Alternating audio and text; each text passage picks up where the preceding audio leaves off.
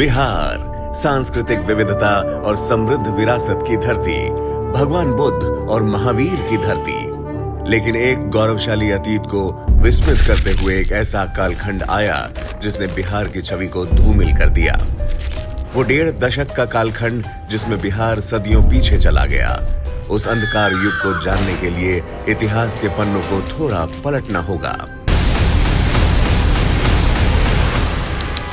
जी हां, बात है 90 के दशक की, जब एक परिवार की सत्तालोलुपता और भ्रष्टाचार ने आम आदमी की थाली से निवाला भी छीन लिया था। एक ऐसा दौर जब बैलेट पर बुलेट भारी पड़ती थी। कहानी बिहार में लालू यादव के कार्यकाल की है, जब राज्य पूरी दुनिया में जंगल राज के रूप में कुख्यात हुआ। 1990 से 2005 तक लालू यादव का शासन था और उस समय बिहार ने जो देखा वो न केवल राजनीतिक इतिहास के लिए एक काला अध्याय था, बल्कि आम लोगों के लिए एक डरावनी कहानी बन गई। देश की अर्थव्यवस्था जब वैश्विक उदारीकरण की ओर अग्रसर थी, उस समय बिहार में जानवरों को खिलाए जाने वाले चारे को भी सत्ता में बैठे हुक्मरान खा गए। जब दुनिया में रोजगार के अवसर उत्पन्न हो रहे थे, तब बिहार में अपहरण, हत्या, लूट और भ्रष्टाचार में सत्ता के लोग अपना करियर बनाने में जुटे थे।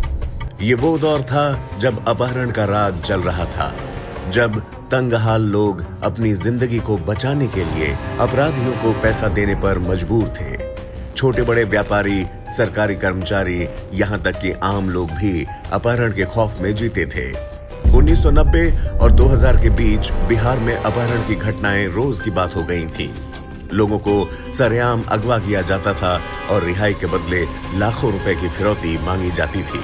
नेशनल क्राइम रिकॉर्ड्स ब्यूरो के अनुसार 1996 में बिहार में लगभग 1100 अपहरण के मामले दर्ज हुए, जिनमें न केवल व्यापारी, डॉक्टर और इंजीनियर बल्कि आम आदमी भी शामिल थे।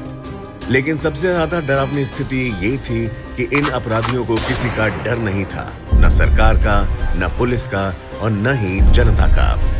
लालू यादव के नेतृत्व में न केवल प्रशासन कमजोर पड़ा, बल्कि भ्रष्टाचार और राजनीतिक संरक्षण ने अपराधियों को और भी ताकतवर बना दिया।